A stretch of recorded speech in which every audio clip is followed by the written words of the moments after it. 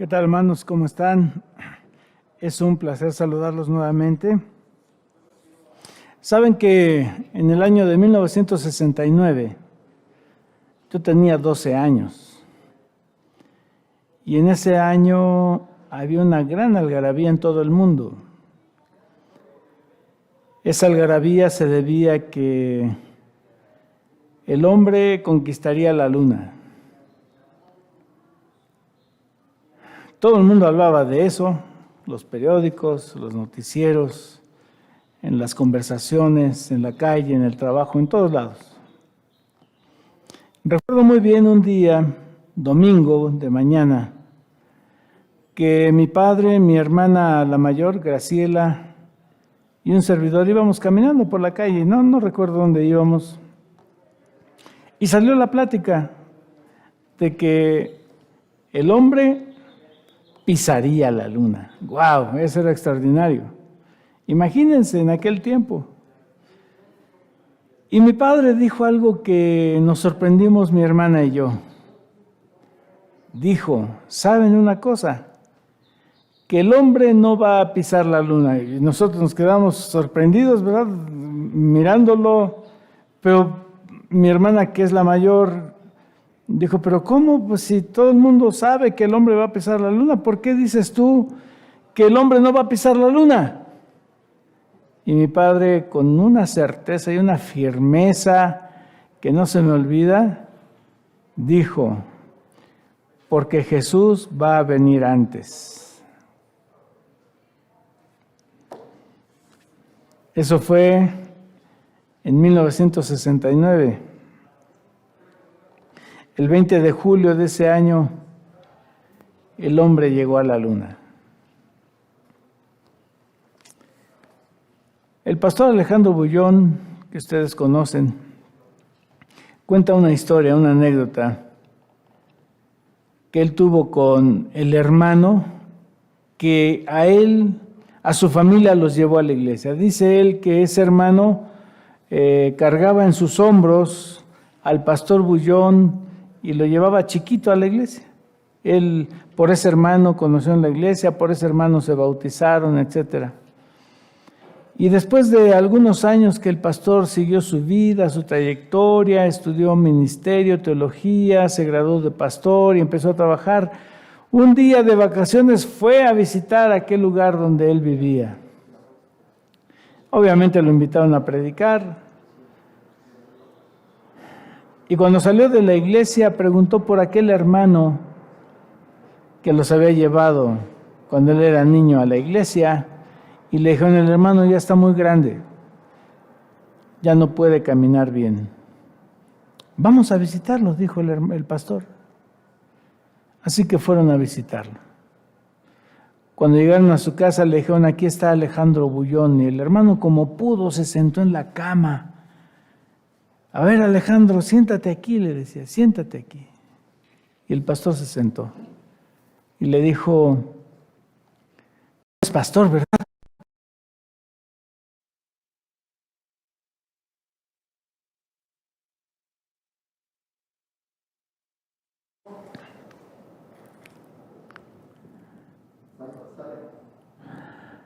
Una disculpa, hermanos, por esta interrupción. Ustedes saben que de repente la tecnología también nos juega a veces medio rudo, ¿verdad?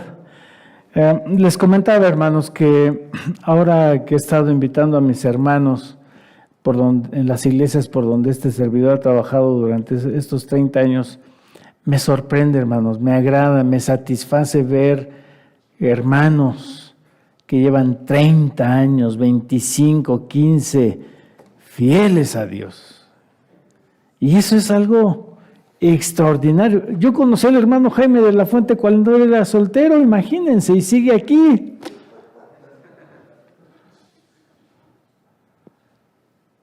Así que es extraordinario, hermanos. Es algo muy alentador ver personas que siguen fieles a Jesucristo. Pero ¿cuál es la razón por la que estos extraordinarios hermanos permanecen fieles al Señor? La respuesta que siempre llega a mi mente a esta pregunta es porque quieren estar con Cristo Jesús. Eso es. La venida de Jesucristo es la que nos sostiene, nos da esperanza, ánimo, aliento, la que nos levanta cuando estamos ahí tirados, cuando estamos en medio de problemas. Pensamos en la venida de Jesucristo y seguimos adelante, hermanos.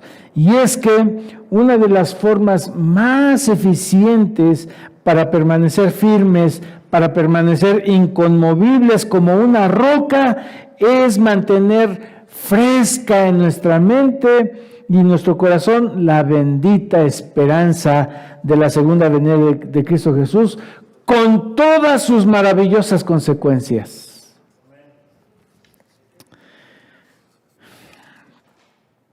De esto estaba súper convencido el apóstol Pablo.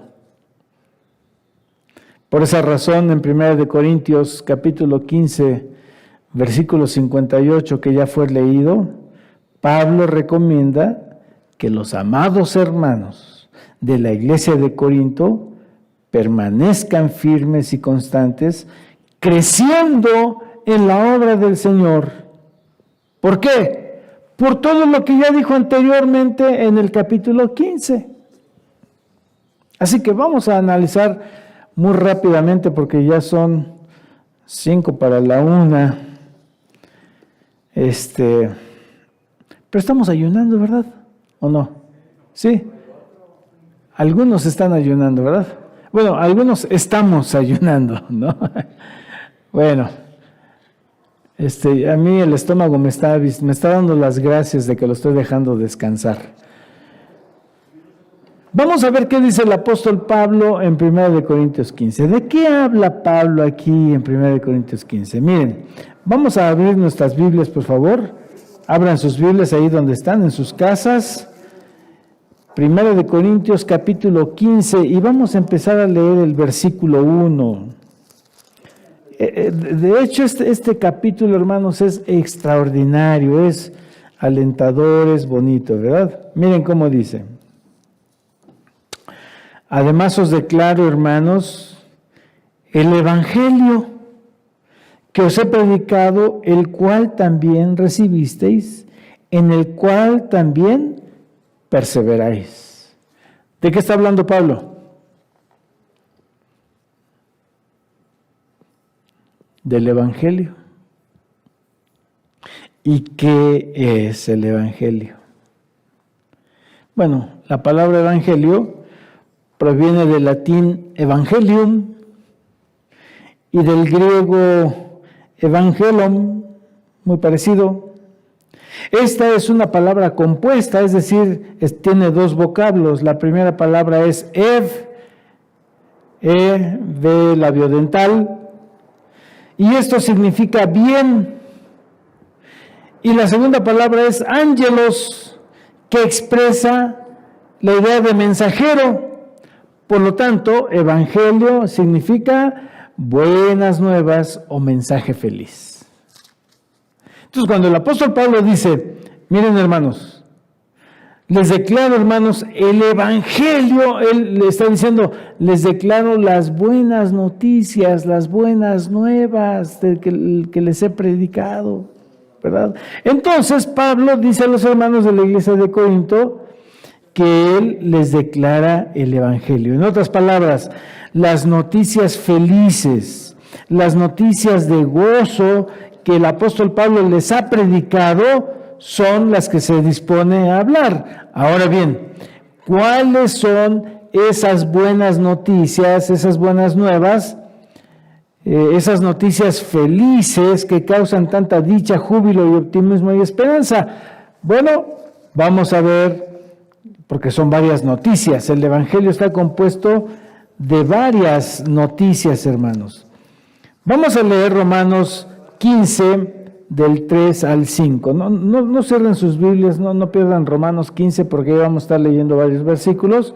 Vamos a leer los versículos del 3 al 5, que dice: porque primeramente os he enseñado lo que asimismo recibí, que Cristo murió por nuestros pecados conforme a las Escrituras, y que fue sepultado, y que resucitó al tercer día conforme a las Escrituras, y que apareció a Cefas y después a los 12, y sigo el 6, después apareció a más de 500 hermanos a la vez, a los cuales muchos viven aún y otros duermen, después apareció a Jacob, después a todos los apóstoles, y al último de todos, como a un abortivo, miren cómo se expresa Pablo, me apareció a mí. Es decir, la primera buena nueva, mis hermanos, que el apóstol Pablo está mencionando aquí en este capítulo es la muerte de Cristo Jesús. Pero miren, hablar de una muerte, pues no, a veces no causa alegría, ¿verdad? Más bien, hablar de la muerte no causa alegría. Pero en este caso, hermanos, hablar de la muerte de Jesús es algo muy diferente. No es normal hablar de la muerte de Jesús que lo mismo de hablar de la muerte de otra persona. La muerte de Cristo es una muerte redentora, es una muerte salvadora, es una muerte liberadora, es una muerte en nuestro bien o por nuestro bien. Es decir, que es una muerte esperanzadora. ¿Por qué es una muerte esperanzadora? Porque dice el versículo 3 que Cristo murió por nuestros pecados.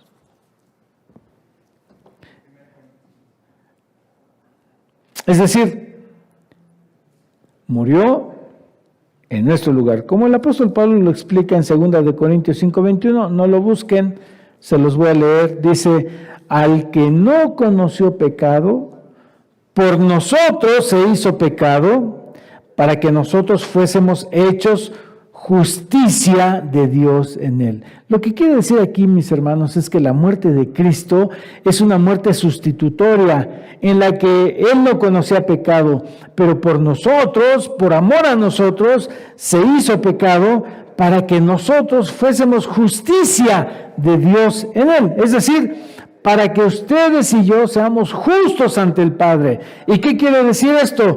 Quiere decir, hermanos, que cuando el Señor Jesús muere en la cruz y nosotros por fe aceptamos esa muerte, entonces el Señor nos ve, Dios nos ve como si nunca hubiéramos pecado. Una muerte extraordinaria. No es igual a la muerte de todos los demás.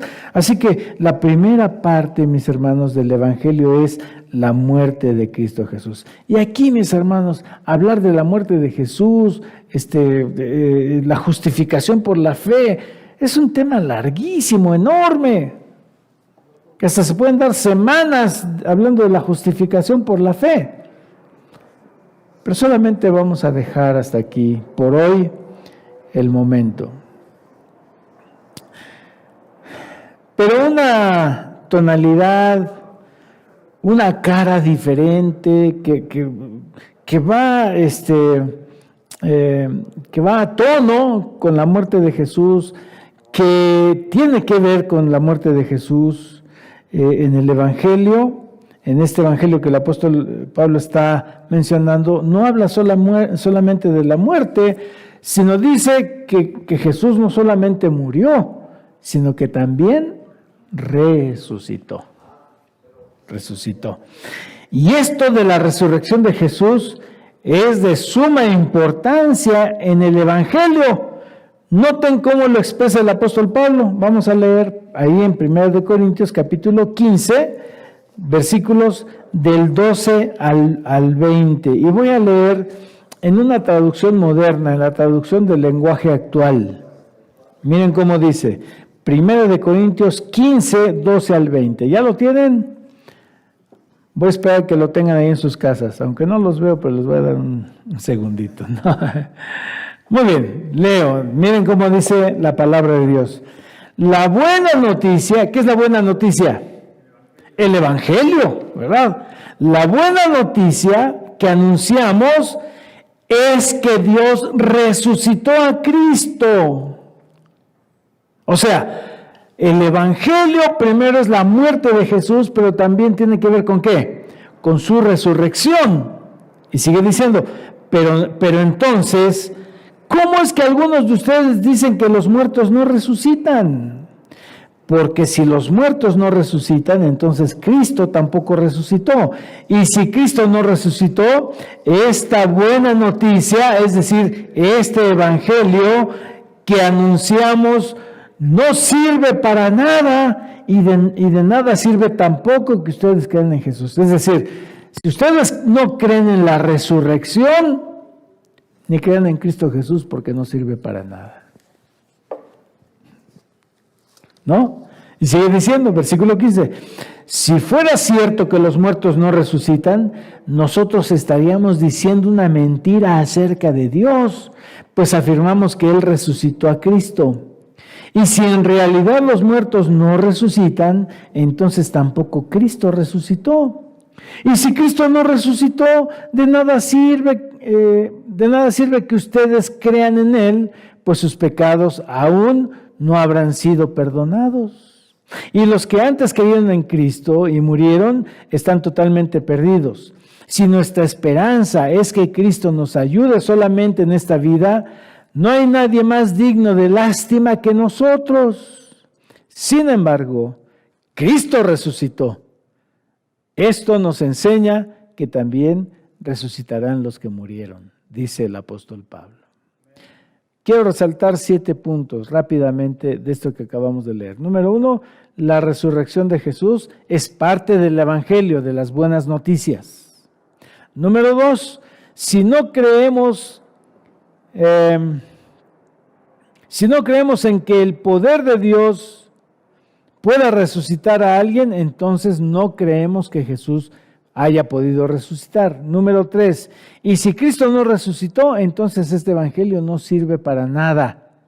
4, además, estaríamos mintiendo, dice Pablo. 5, y nuestros pecados no serían perdonados. 6, y quienes han muerto murieron engañados y no hay resurrección para ellos. Y 7, pero como Cristo en realidad sí resucitó, entonces también resucitarán los que han muerto en Jesús. ¿Se dan cuenta, hermanos, de la importancia de la resurrección de Cristo? Por eso el enemigo desde siempre se ha esforzado por ocultar la resurrección de Cristo. ¿Se acuerdan cuando Jesús resucitó? Ya, hermanos, a mí me llama la atención. Estaban ahí los guardias romanos y vieron cómo Jesús salió de la tumba. Fueron testigos. Y los discípulos salieron a predicar y a decir que Jesús había resucitado. Y cuando llegó a oídos de los dirigentes judíos, fueron con los soldados y los sobornaron. Dice la Biblia que les dieron mucho dinero para que dijeran que era mentira. El enemigo siempre se ha esforzado, hermanos, por querer tapar la resurrección de Cristo, porque si la gente no cree en la resurrección de Cristo, ¿en qué va a creer? ¿En qué basa su esperanza? En nada.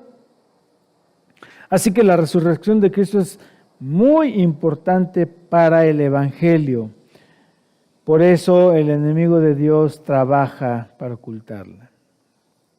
Otra parte muy importante del evangelio que menciona el apóstol Pablo aquí en 1 Corintios 15 como parte de las buenas nuevas es la destrucción de la muerte.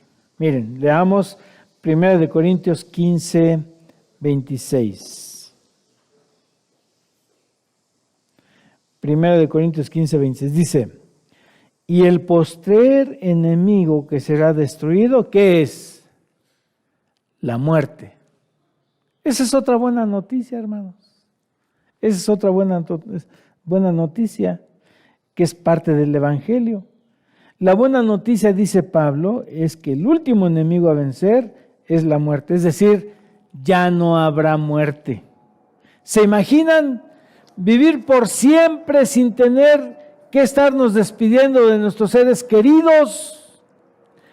La muerte es lo más doloroso que existe en este mundo, hermanos. Y si no, véanlo con esta pandemia. Cuánta muerte, cuánto sufrimiento. Pero eso se va a terminar. Esa es parte del Evangelio, mis hermanos. Es por eso, como es un asunto muy doloroso, como es un asunto muy triste, es por eso que el ser humano se ha inventado una serie de creencias y de filosofías acerca de la muerte hasta disparatadas. Por ejemplo, unos dicen que cuando uno se muere, si fue muy bueno, se va al cielo. ¿Por qué? Porque, quiero que mi papá, que mi mamá sigan ahí arriba, ¿verdad? Otros dicen que si fue muy pecador, se va al infierno y se está quemando todo el tiempo. Otros dicen que si fue más o menos, que fue bueno, pero no tanto, entonces se va primero al purgatorio, purga sus pecados y luego sale y se va al cielo. Otros dicen que cuando una persona muere, se puede reencarnar en un pollito, en un árbol, en un caballito, ¿verdad? Eso se llama la reencarnación. Hay personas que creen en eso. Es más, muchas películas promueven eso, hermanos. Otros creen que cuando una persona muere puede andar por ahí vagando, que dejó una pena muy grande y que grita, ¡ay, mis hijos! Cosas por el estilo, ¿verdad? O hay personas que en el Día de Muertos acomodan su mesa bien bonito, perdón que me mueva mucho, acomoda su mesa bien bonito y le ponen un montón de comida muy sabrosa, de la que le gustaba al difunto, y que en la noche viene a comer. La Biblia no enseña eso, hermanos. La Biblia no enseña eso. Nosotros sabemos y entendemos que la muerte es un estado de inconsciencia en la que entramos al morir. Y dice el libro de Eclesiastés que los muertos nada saben, que su memoria es puesta en olvido. Muchas personas prefieren creer que, mi papá ahorita está en el cielo allí con los angelitos y todo. Prefieren, porque es bonito, ¿verdad? Creer eso. Es una enseñanza agradable, ¿verdad? Prefieren creer eso a creer que está en la tumba, muerto, ya deshaciéndose en polvo. Pero la Biblia no enseña. La Biblia enseña que nosotros vamos a la tumba, el polvo vuelve a la tierra, dice el libro de Eclesiastés, y el espíritu vuelve a Dios que lo dio. Clarísimo, hermanos, no hay vuelta de hoja. Pero ya vimos que Cristo sí resucitó. Entonces, la esperanza que tenemos es que los cristianos también vamos a resucitar. Es cierto, vamos a estar en la tumba y nos vamos a convertir en polvo. Pero si fuimos fieles a Jesucristo, vamos a resucitar. Y entonces vivir para siempre, porque ya no habrá muerte.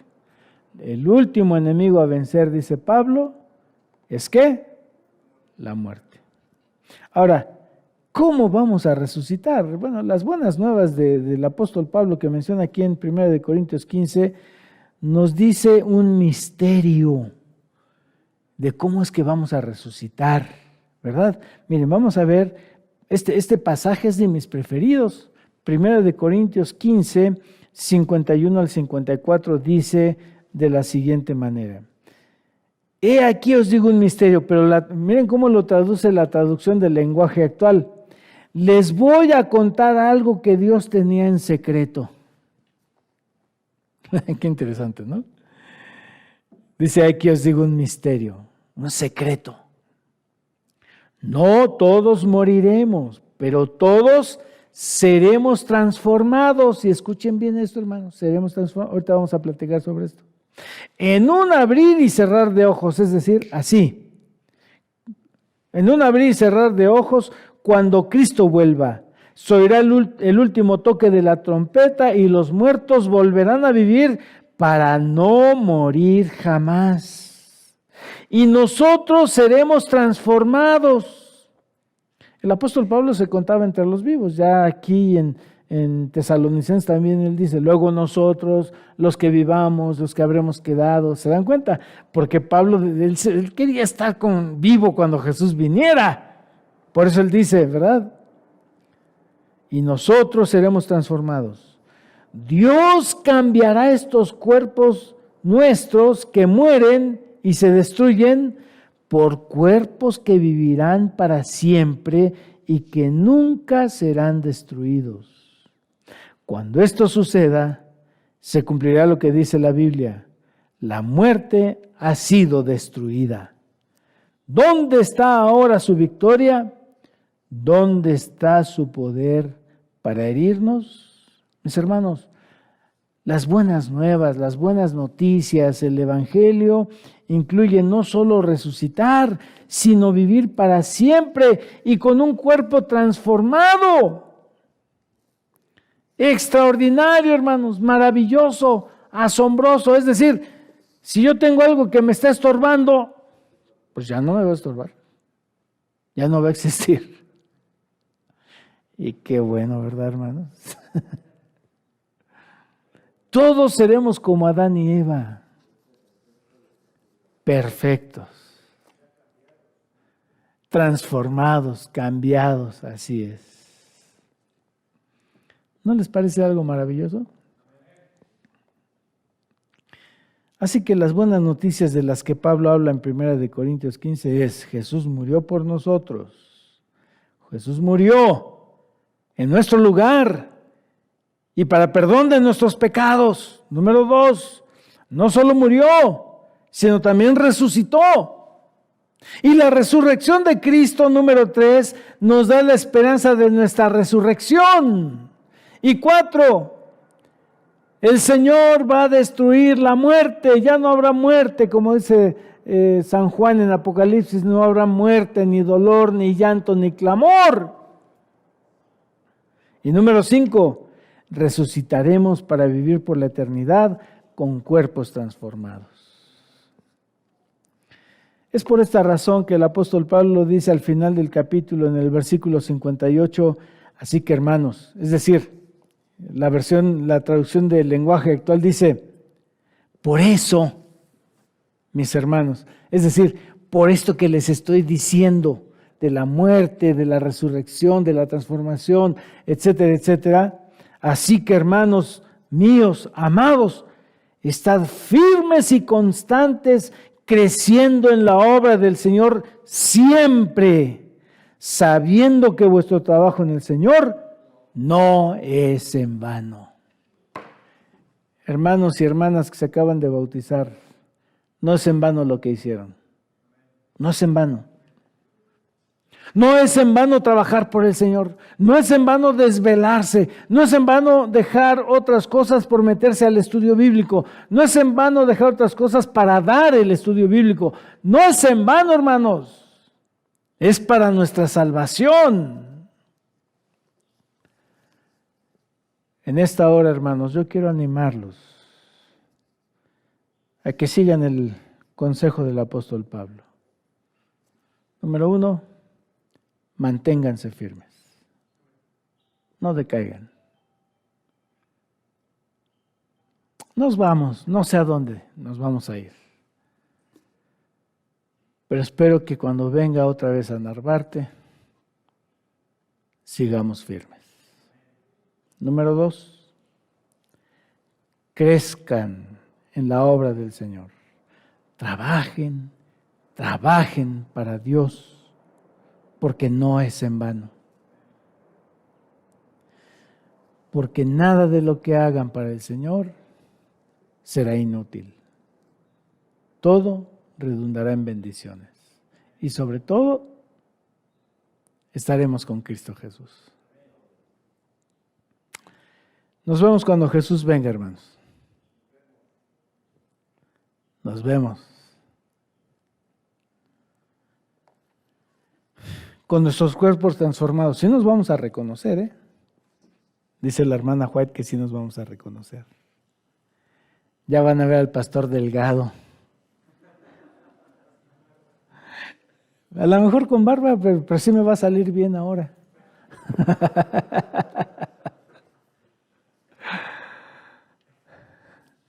Nos vemos cuando Jesús venga. Y